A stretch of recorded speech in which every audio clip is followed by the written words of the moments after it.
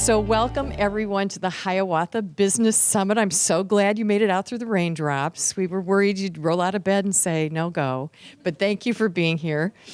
This is a quarterly gathering, so 4 times a year we work with CR Metro Economic Alliance, and Rebecca Sullins is in the back of the room. She's my a partner in crime for this, and so we come up with topics, and the topics that are meaningful to employees and employers.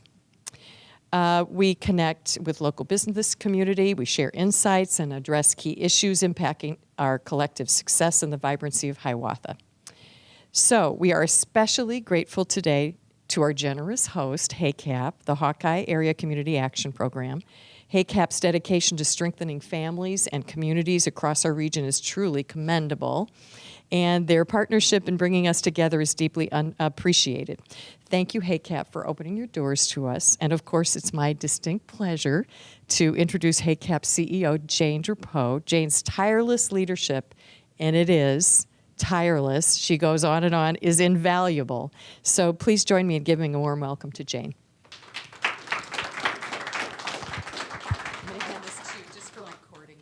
Thank you, Liz, for that very warm welcome on behalf of the Economic Alliance. But I'd like to welcome you on behalf of HACAP. As Liz said, I'm Jane Drapeau. I'm the CEO of HACAP. We're a community action agency, and we've been located here in Hiawatha since 2000. So we have done some renovating of the building. So if you want to take a walk around, you can see some of the changes that we've made to keep up with our changing demographic of our workforce. We serve about 70,000 people, touch the lives of 70,000 people every year with all of the services that we do provide. We provide services in the area of early childhood, food, hunger, homelessness, all types of services that are going to make life better for those that are less fortunate than we may be. You're here at our corporate office. This is one of about 35 facilities that we either own or manage. At the corporate office, we manage our programs, our regionally managed programs out of this facility that are spread throughout the 9-county service area. We also have one direct service that we provide here, and that's our Feeding America Food Bank, our food reservoir. Once this meeting is over, if anybody's never taken a tour of our food reservoir and you'd like to see it, we would be happy to show it to you so you can see kind of behind the scenes how everything happens to get that food that we distribute out to over 12 million pounds annually, where it goes out of here out to our partner agencies. So once again, welcome. Childcare is near and dear to our hearts because we provide early childhood services, part day, full day, extended day. I'm sure Chris will talk about it, to about 1,000 children in our 9-county service area. So once again, welcome, and I'll turn things back to Liz. Thank you, Jane. Thank you so much. So let's turn our attention to the crucial topic that brings us all together today, childcare, policy, and possibilities. We've been talking about childcare issues for many years now. And for business leaders and employers alike, it has risen to a top priority to help retain employees and view it as an economic development issue. So we can see how important childcare is to our recent workforce because in recent business retention and expansion surveys of nearly 100 Hiawatha businesses, they ranked childcare at the top, with talent acquisition and with housing. So cities in the CR metro area and the wider state recognize that childcare plays a pivotal role in talent acquisition, employee retention, and overall workforce participation. The data overwhelmingly indicates that this is a high priority for our businesses. So our goal today is to move beyond simply acknowledging the challenges and to explore some tangible possibilities. But we have to talk about some of the obstacles before we can talk about some of the opportunities. I encourage you to actively engage in conversation, ask questions. So if we're on a topic and you want to, intervene or, ask a question that maybe hasn't been answered in that question, please raise your hand. And otherwise, we'll take questions at the end as well. So that's how we're going to come to a conclusion here today. So let's begin this important discussion. First, I want to introduce everybody. So again, partners in crime, right? Barbra Solberg serves as the public policy strategist for the Cedar Rapids Metro Economic Alliance, focusing on the economic growth of the region. Her career includes having served as special assistant at the White House Office of Management and Budget, the OMB, in Washington, D.C. during the George Bush administration, and 8 years on Capitol Hill as a top advisor to Iowa Congressman Jim Nussle, who just retired, didn't he? Jim retired? In the process of retiring. In both capacities, she continued to contribute to policy development and strategic communications on a wide range of issues, including economic development and workforce policy. In her work at the EA, child care solutions have been a staple of the EA's focus for the last several legislative sessions, including advocating for the easing of the child care cliff for families, which we'll talk about today, in need of assistance, increasing the child care tax credit, raising the reimbursement rates for providers serving child care assistance, CCA, and supporting the session's Continuum of Care Partnerships grants to ensure preschool transportation to working families. Chris Juett, who is in the middle, is the Assistant Director and Head Start Education Coordinator for HACAP and has more than 30 years of professional experience in both the nonprofit and early childhood education fields. Chris started her career in early child education as a HACAP Head Start teacher. Oh, there's a place in heaven for those teachers, and has held various positions within the organization. While she left HACAP in 2006 to pursue other experience in the nonprofit field, Chris got pulled back into HACAP. She returned to early childhood education in 2016 and has been a center supervisor, the education coordinator, and now holds her dual role of assistant director and Head Start education coordinator. She has a passion for early childhood education and helping children and families prepare for kindergarten and beyond. Yes. And Megan Schulte, the farthest from here, is the Vice President of Human Resources at Frontier Co-op, a leading family of organic and natural living products. In her role, Megan leads all aspects of HR and utilizes a holistic approach to evaluating the employee experience throughout the company while managing key recruiting strategies and nurturing Frontier Co-op's unique culture and work-life balance through an array of programs and benefits.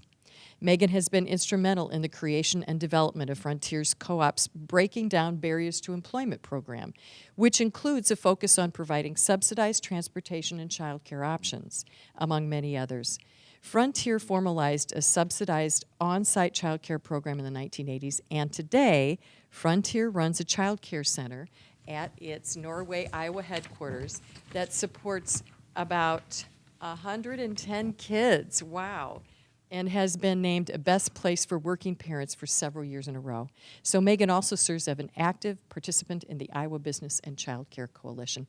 Thank you, all three of you, for participating this morning. So it gives you an idea of where they're coming from in our discussion this morning. I want to poll everybody before we start here. How many are in business right now? You work for a business. Okay, how many of you work for a nonprofit or something thereof? Okay, and you're looking for solutions, right? Your understanding maybe, like Matt, you're in talent acquisition, so you want to know what kind of childcare services are out there. What kind of things can we do innovatively that are going to attract, more people to our areas? So that's our goal today. And an hour isn't going to do it, but we want to at least engage you in the conversation and let you know that there are people out there who are working towards this. So my first question, I got to sit down. It's always a real awkward moment here. So I'm scooting back in the chair. Okay, so it's a public policy question, which is very contemporary right now because they've been out of session for what? They closed up the session last week, maybe for a couple of days here. So we... 6:30 a.m. It was a pajama party. Oh, the biggest. So, Barbara, we understand that the availability of childcare significantly impacts, the workforce. So, can you shed some light on any current or upcoming legislation, things that people have talked about to you in the Iowa State Legislature aimed at addressing the affordability and accessibility of childcare, and how might these policies directly benefit local businesses and their employees? To start off, I just would like to say that Iowa as a whole, our legislature the past several years has really made a priority. Now, do they answer all the problems? No. Do they create more problems? Yes, sometimes. But 5 years ago, when we would talk to legislators, they would say, why is a business organization pushing for childcare? That's not a business issue. So it took years of educating. Not everyone. Some people got it, like this lady, got it immediately. But when you birth a child, it really yes, I'm sure. So, you know, like Liz said, when we poll our members, childcare consistently is at the top of the workforce challenges. So that's why it's a priority for us. And when we go to support legislation or push for legislation, it has to be, it has to address affordability, accessibility, and quality. We don't always support everything that the legislature throws out, but it is something I appreciate that they're at least trying, and now they're seeing that it is something that affects businesses and their communities and stuff. The last few years, like was in my bio, one of the bills that we pushed for was the child care assistance, raising the eligibility so more people could get assistance to pay for child care.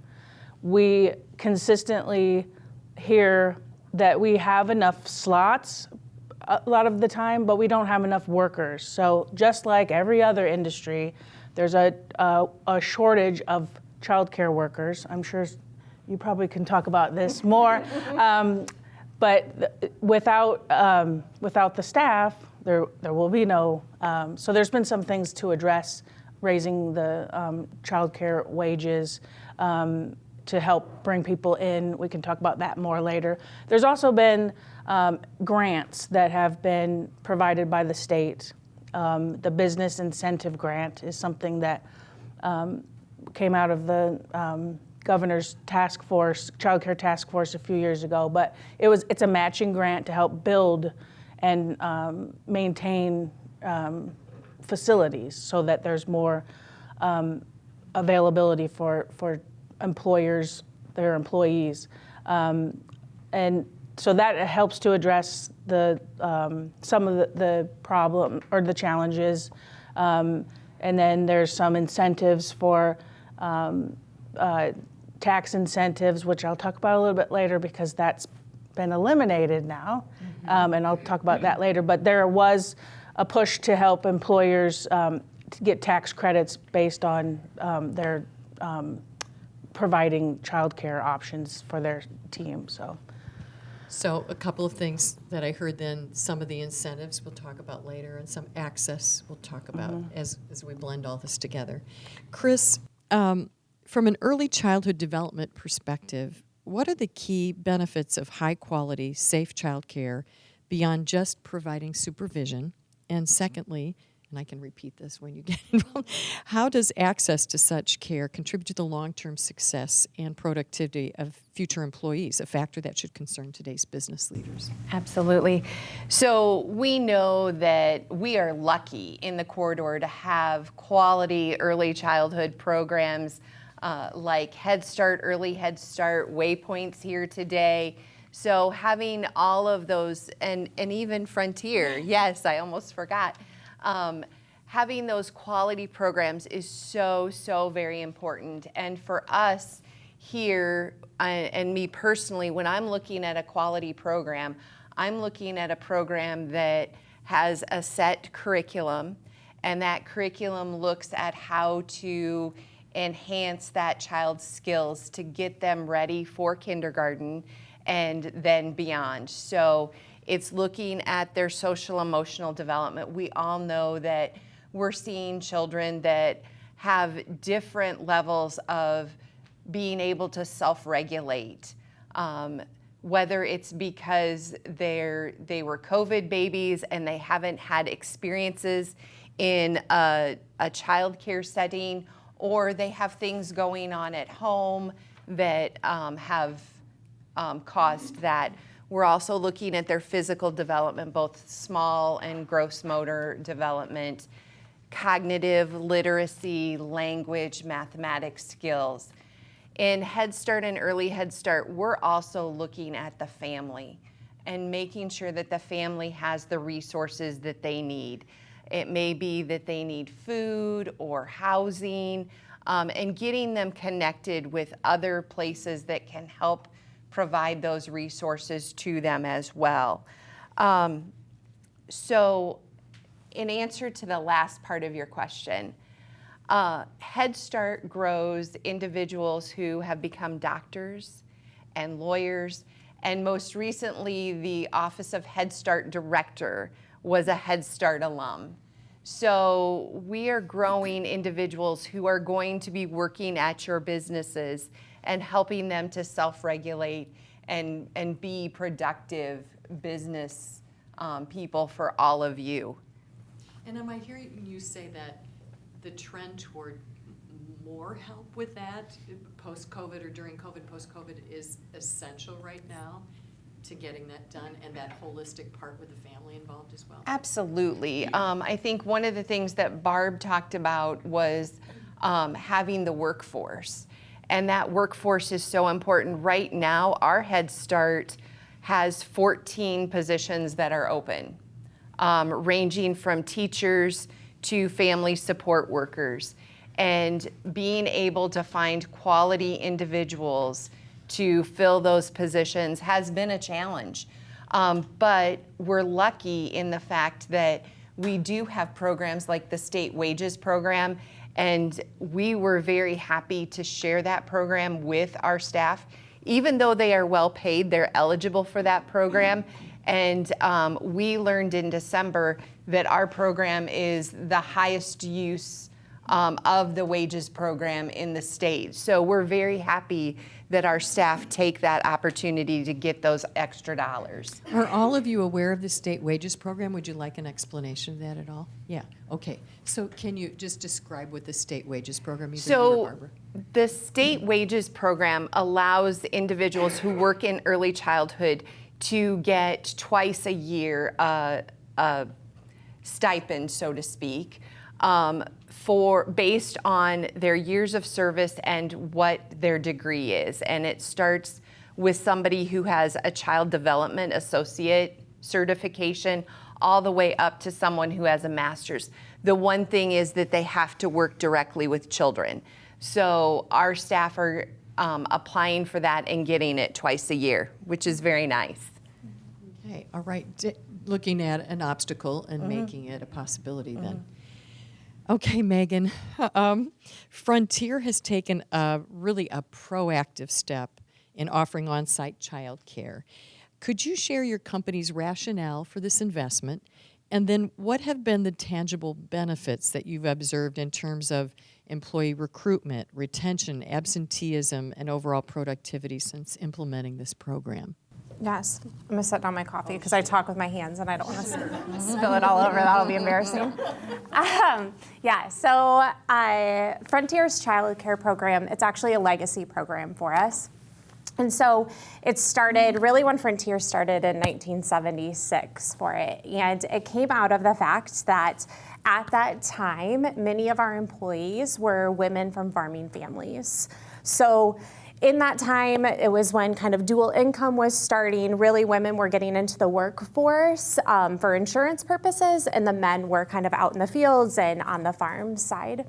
And the women were the primary caregivers at the time. So coming into work, they obviously needed childcare. So they just started bringing their kids to work, and the employees would take turns on who was taking care of them for the day. This is before all the DHS regulations and stuff were in place, obviously. Don't want to get us in trouble there. But they were all kind of taking turns taking care of the children at the time. And that has really evolved into what it is today. And so we're licensed for up to 112 kids at our center, taken from 6 weeks up to 12 years old, have before and after school programming, so wraparound care, and happy to go through any of the details around that program as a whole.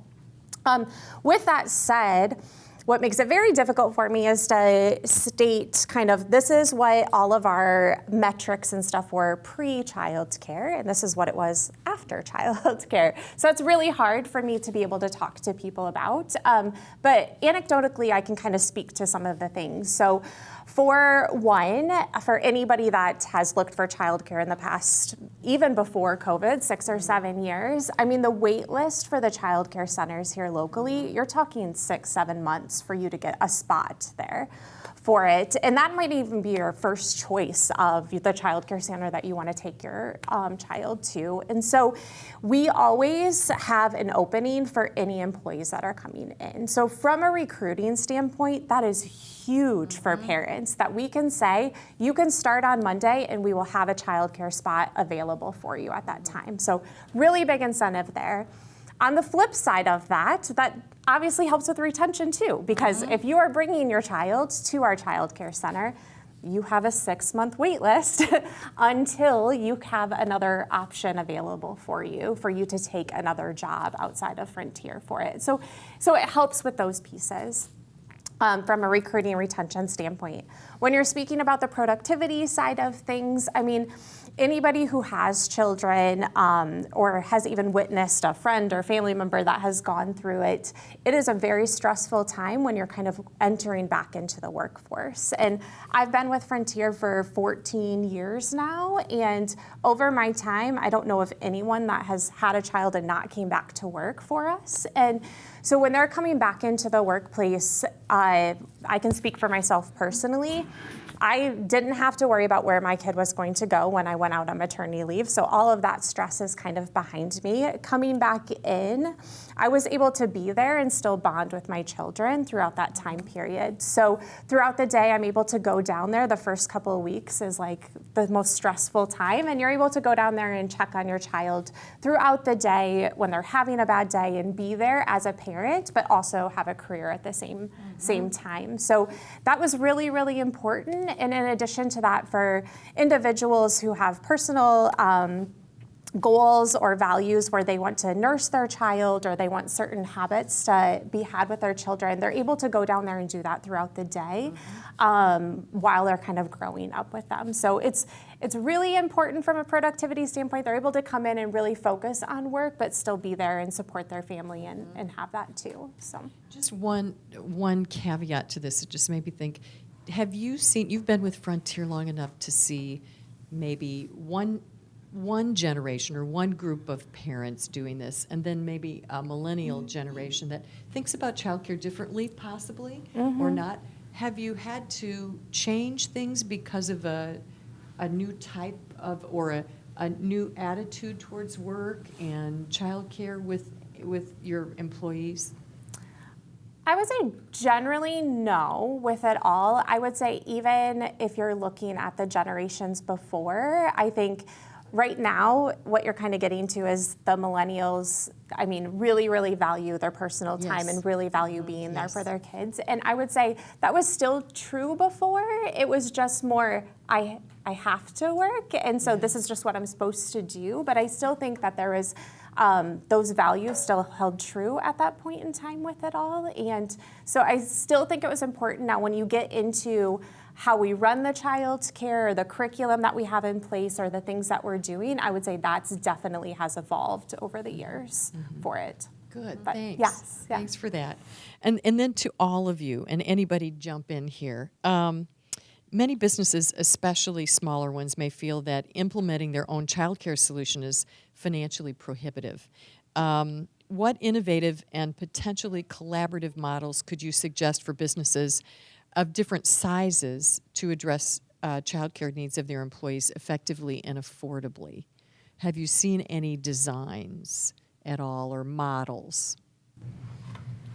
I guess what I would say was from a legislative standpoint, that perspective that I see it, the only things that have longevity and have staying power are the partnerships. So whether it's with other businesses, pooling resources, government-private partnership, those seem to be the ones that have the staying power and provide solutions. And then as an organization that we represent 1,200 businesses in the metro area, and that's businesses of all sizes. There is no one solution. What might work for this company is very different than what would work for this company, even if they're the same size. Both Megan and I are on the Iowa Women's Foundation Business and Childcare Coalition, and I'll put a plug in for them because they're amazing. They are. Amazing, but they are a nonprofit available to you to use as a resource they have a toolkit, but they will help you make it fit for your organization specifically and help you find some solutions. So, we know that childcare is a barrier for people to be able to come to work. It's great that companies like Frontier have childcare right on premises for their staff. One of the things that you as businesses can do is make sure that your staff, your employees know what resources are out there. Childcare Resource and Referral is a great resource to allow parents to contact them either by phone or on the web, because we know that's how people communicate now, right? And they can share what they need for childcare, and then they can get a list of childcare resources in their area that will also give them information about how to interview a childcare provider and what to look for, and giving them tips. I know it's been a very, very long time since I had to look for childcare, but I remember when I did that, I started when I was pregnant.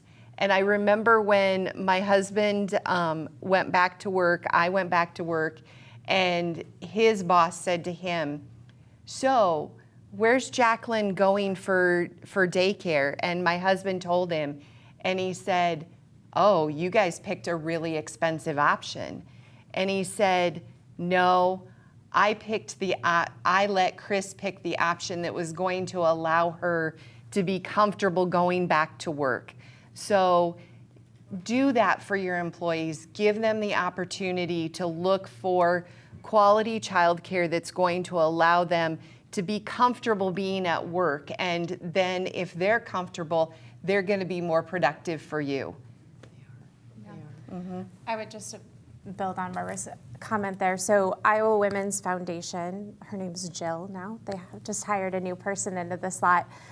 Really good connection for anybody that's trying to look into solutions. As Barbara said, they have a toolkit available with a lot of different options and business cases on what people are doing at all sizes. And so you can go online and request that for it all.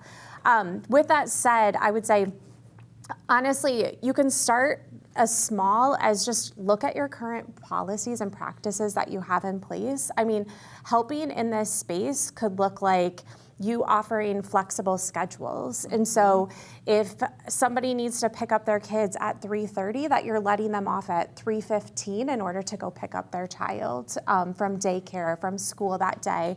It could look like that you're offering a childcare reimbursement, or you're offering resources, just a list of resources on where to go. That's a huge hurdle for people. It's really, really difficult. Dependent care is a really good option for individuals. There are a lot of different creative ideas that people can take advantage of, and I'm happy to kind of brainstorm with people and talk through solutions that they have, but you have to think creatively about some of these problems that we have here in the local area. And the executive director of the Greater Cedar Rapids Community Foundation is here, Carla Tweetball. You can raise your hand, Carla. And when people are applying for grants, there's that one sentence that says, "What is your sustainability?" And so whether you're a private enterprise, a for-business childcare center, or whether you're a nonprofit and you're working with some type of finance support, you're still going to have to answer that question, not only to Carla and her group, but to the community at large. How are you going to be there 3 years after you've raised money to open the center? And how are you going to be there? What does your wage structure look like? You know, what's your profit margin? There is a a child care center in Decorah that is one half child care center. The other half is a child museum, child play place. And so the profits that they make on the memberships and the ticket sales for that are poured into the other LLC for operating expenses for the child care services. So it helps to pay the wages. As they maybe increase their membership $1, they're able to increase, their wages a little bit on the other side, along with the child care, fees that they must pay. So, there are some creative options out there.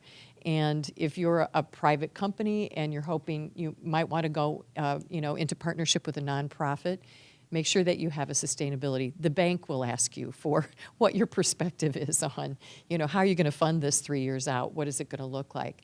But really, the communities that get behind child care centers are really the successful ones, because it draws a lot of employees who are community-minded into help, and it's just it feels like a community project. So the ones that we've been looking at kind of in eastern Iowa, just as we led into this discussion, are the ones that have that financial support, whether it's another, base to create money so that you can support the child care center, or whether it is you're constantly maybe fundraising, maybe you're doing a capital campaign or something like that for support, or whether your fees are large enough that you can make, bank. You can at least make a profit. So, all right, Barbara, we're back to you. Are there specific tax incentives or grants or public-private partnership opportunities at the state level or even the local level that businesses could explore to help offset the costs of providing or supporting childcare for their employees? There are some.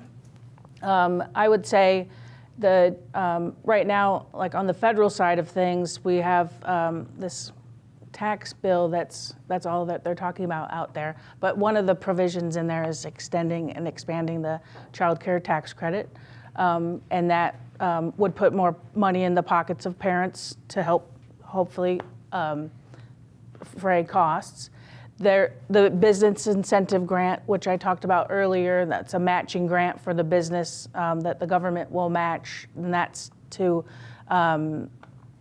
rehab or build facilities for you to have your employees have childcare options. And then I did also touch on the employer tax credit, that the federal government still has this tax credit, and it's similar to the business incentive grant, where it helps defray costs on facility childcare facilities for your employees.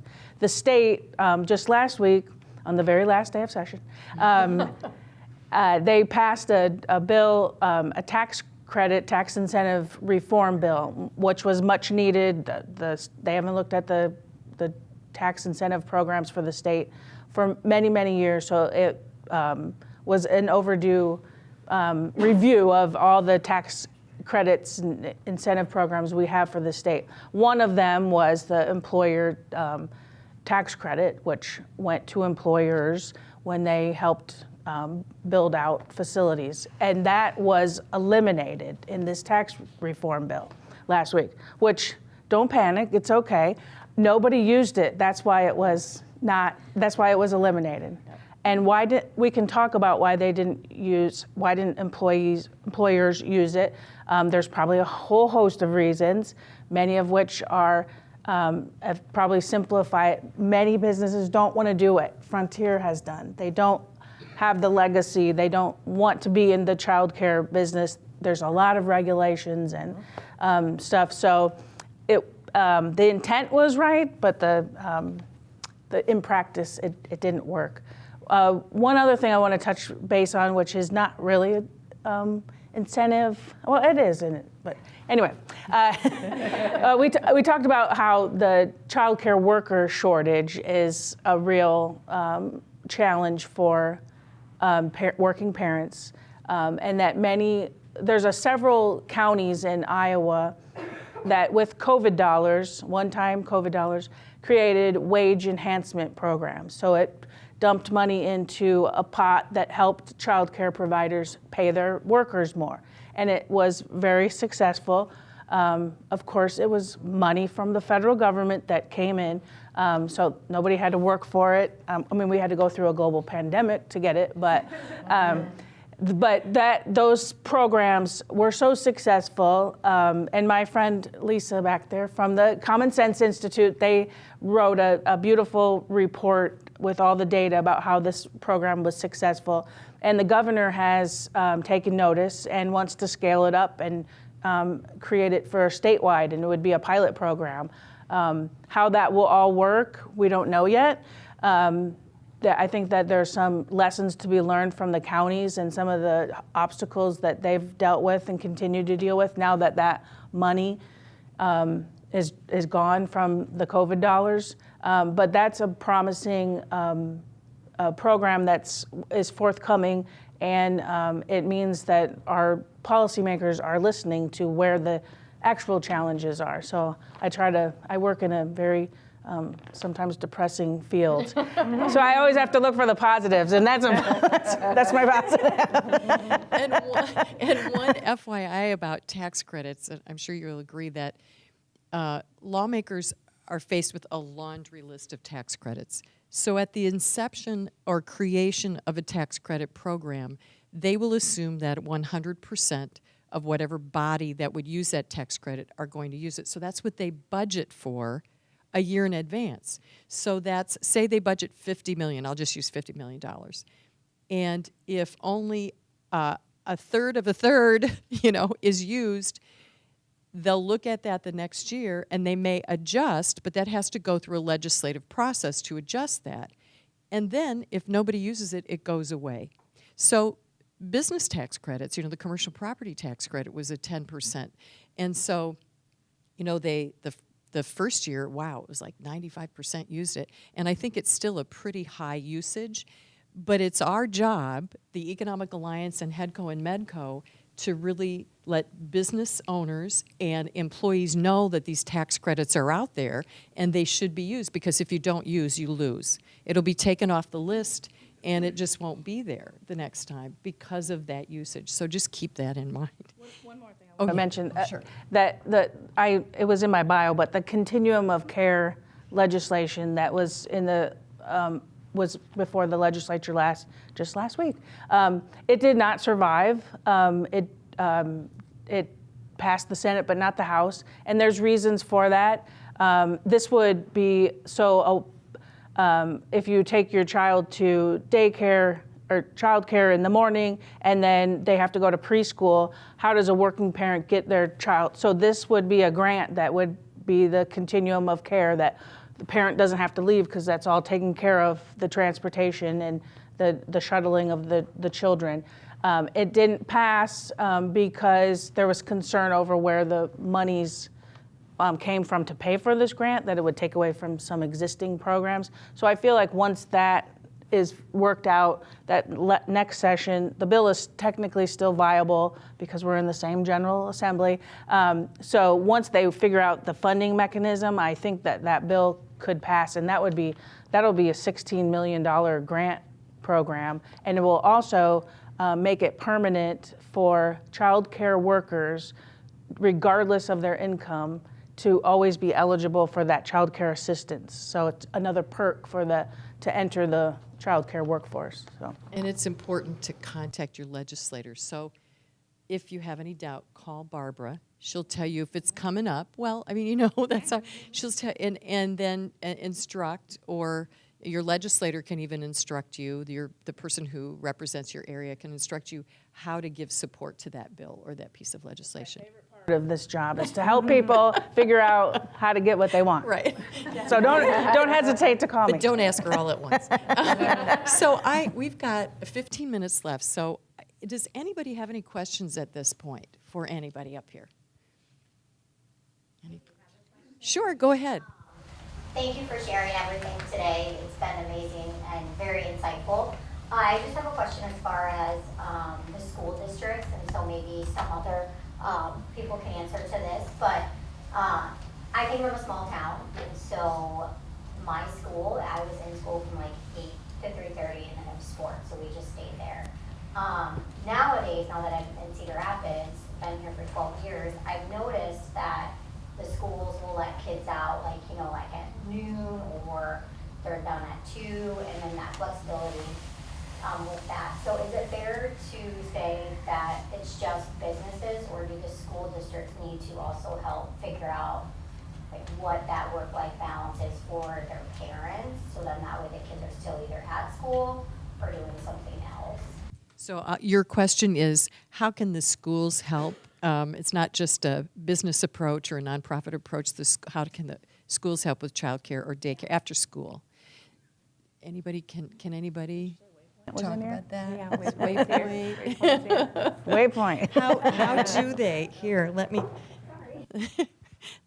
put you on the spot. Why not? Let's put you on the spot. So how the school district can help? How are they helping now, and how can they help? Well, they have a before and after school program for their elementary schools, and I believe through their middle schools, because we used to be in the school district for over 35 years. And then the Cedar Rapids School District, they wanted to go a different route and have one entity, I guess, because there was us and 5 Seasons that did the before and after. We were personally in 9 elementary schools, and I think 5 Seasons was 4 or 5, something like that. And then they went to a company called Champions because they were looking at having the flexibility for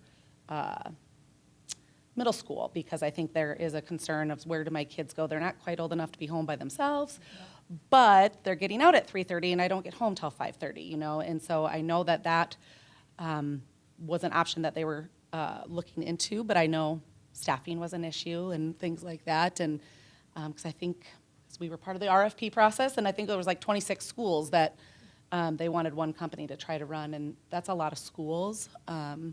And so I think partnering with more than one company, I think, is vital for the success of a before and after school program, because when we first heard about it, like I want to say it was 26 or something like that. That's a lot to manage and to staff, to kind of go back for that. So I just say, with listening to your people, going to your school boards, talking to your school board reps, and voicing your concerns. Partnering would make it cheaper for parents to do that? It might, but partnering and having multiple programs could mean that there wouldn't be as much as a shortage for slots or staffing or things like that. And it's kind of, when we were in the school district, I mean, there was a few schools that us and 5 Seasons were in together, and there was never any issues. We just worked together because we're all early learning centers and before and after schools. We all have the same goal in mind, and it's really, I feel over the past few years, because I've been doing it over almost 16 years, and working together, obviously we want our centers to be full capacity, but it's really, as long as there's places to go for kids, that's ultimately the goal, and that they're safe. But yes, I would say definitely reaching out to your school district. My son is 39. Hard to believe, isn't it? But he's 39. And we had childcare issues back then. You have a neighborhood babysitter who will take 2 or 3 kids. And then my daughter's 29. And I thought 10 years later, there would be some solutions. Same thing. Interviewed 14 different childcare providers to do that. And so 21 years of daycare. Don't have your kids too far apart. 21 years of daycare. But it seems like, have we progressed? Child care tax credit is one of those things, and some of the incentives, we're waking up to say, how can we help parents afford this? And then the affordability may create other ideas and centers and things like that could continue on and not close. So any other questions? Yes, Carla. I have a partially formed question. So I'm thinking about and I'm coming from the nonprofit sector in particular, but thinking about our community and the childcare needs in nonprofits, but businesses as well. I know that the Iowa Women's Foundation has done some work. I know that the Economic Alliance convened folks around that.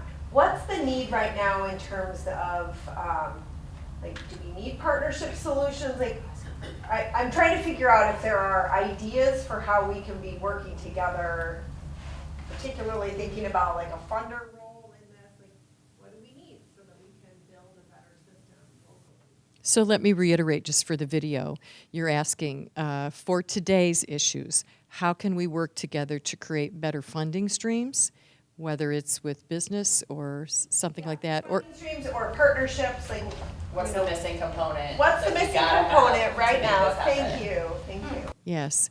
Any suggestions, experts? Well, I think doing things like we're doing today and having discussion with multiple groups, with businesses, with nonprofits, with early childhood professionals is the way to go, and to continue that discussion about how do we ensure what is most needed. I mean, we have matrix about what's needed in all 9 of our counties in relationship to early childhood.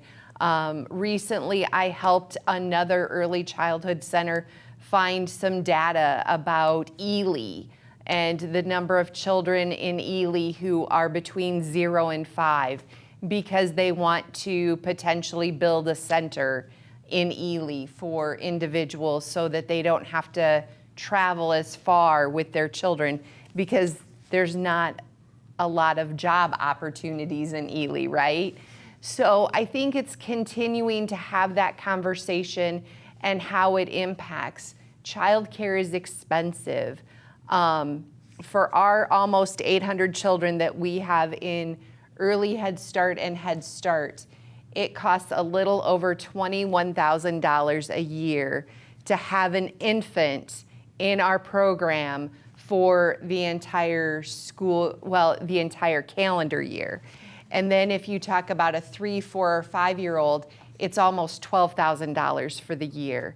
And our families have to be income eligible to be able to be in that program. So they have to at least receive SNAP benefits or be lower income than that to be able to be eligible for our program. So how can we build public policy? How can we build partnerships? HACAP has partnerships with school districts and we're excited about a new partnership that we're going to be landing that will give 4-year-olds the opportunity to have full day preschool, either with the district part day and with us part day. So that's a solution that we're working towards. So coming together and talking about solutions and being creative about how we can provide early childhood and even before and after school. And what about summer care for those kids who have been in school? Because that's another challenge then for families. Megan, do you have that before all of that array of Yes. services? Yeah, so we have before and after school programming, and then we also run a day camp over the summertime for any school age kids too for it all. Just to speak to I can't speak to what conversations happening here locally in the Hiawatha area by any means, but I can just say from an employer standpoint that I found that there's a lot of businesses that want to do something. That's not their full-time job, and so they want just a turnkey option, but somebody needs to set that program up. So what I envision is people getting together and saying, okay, you business, if you invest at this level, you get this many guaranteed spots. If you invest at this level, then this is what you get. Kind of like a sponsorship program or something like that you would see anywhere else. But that's what businesses want. They just want, what is the program, what is the outline here, and what are my investment options, and what am I going to get back from that? And I don't know if we're getting to that point. I think there's a lot of well-intentioned people, and I'm not speaking to this community specifically, just in conversations that I've been a part of. My side, they're all very well-intentioned, but it's getting somebody to own that and frame it up in a way for people to start making decisions on that. And who's gonna run that childcare? Not everybody wants to be like Frontier and run a childcare as a side business, as we've talked about. You're not going to be making millions of dollars on that. Like, we function in the red because we subsidize a lot of the cost, but also even running break even is difficult at times for childcare. So you have to find somebody that's going to run it, but then we have to frame it up in a way that business leaders can make a decision on it. And I'm not sure that we've actually gotten to that point yet for it all. And then there's the difficulty of having a child on the spectrum and how you do that. So Marie Hassel is here from ChildServe. ChildServe is a large children's organization across the state, about 1,500 employees, and they've located a clinic here in Hiawatha with 25 employees, Marie. And so I'm going to let her just briefly tell you about what ChildServe does for autistic children. They're trying to reach parents all over the community to let them know that there's a service for children on the spectrum. Yeah. So we offer that unique childcare option. So we have, it's called Autism Day Program. So the child needs to be between 2 and 8 years old and have a diagnosis of autism. If they don't yet have a diagnosis of autism, we also have psychologists available in Iowa City, and so we can help get that diagnosis as well. This is a program that ChildServe created about 12 years ago, and we actually lobbied Medicaid to pay for it. So it is paid for by Medicaid. Couple other insurance companies pay for it, and families can also private pay. So it is sort of threefold. It is intensive therapy, it is a nursing component, and then there is a specialized curriculum based on autism. Children can come between 4 and 8 hours a day. So I always say, when you look at the program, it looks suspiciously like just a daycare program. So they're in there having fun. They get to do all those things, but they're also learning. Much like any other daycare program, we're trying to prepare those children to be able to go to school. This is an amazing program that has had phenomenal outcomes. We have kids graduate from our program all the time. Our goal is to get them out of our program and to be able to function well in school. So we do have openings at our Hiawatha clinic. I would love to be able to, you inspired me, Megan, to think about contacting employers as well, because I know that it is such a challenge to find any kind of care for a child with autism. And so that is something that we could provide, and I would love to be able to share that with businesses so that it could be a recruiting tool as well. Great. Yeah. So if there are any HR people here or heads of companies, and you would like Marie to talk to your staff or your HR person, so just connect with her afterwards. I want to thank Barbara and Chris and Megan for being here this morning to just reopen that conversation. That's an ongoing conversation about childcare. I hope that you've learned a little bit, at least, just forwards a conversation on this. Rebecca Sullins is going to give her famous last words for Thanks, Liz. Thank you so much to our panelists for being here today. Thanks for joining us on a soggy morning.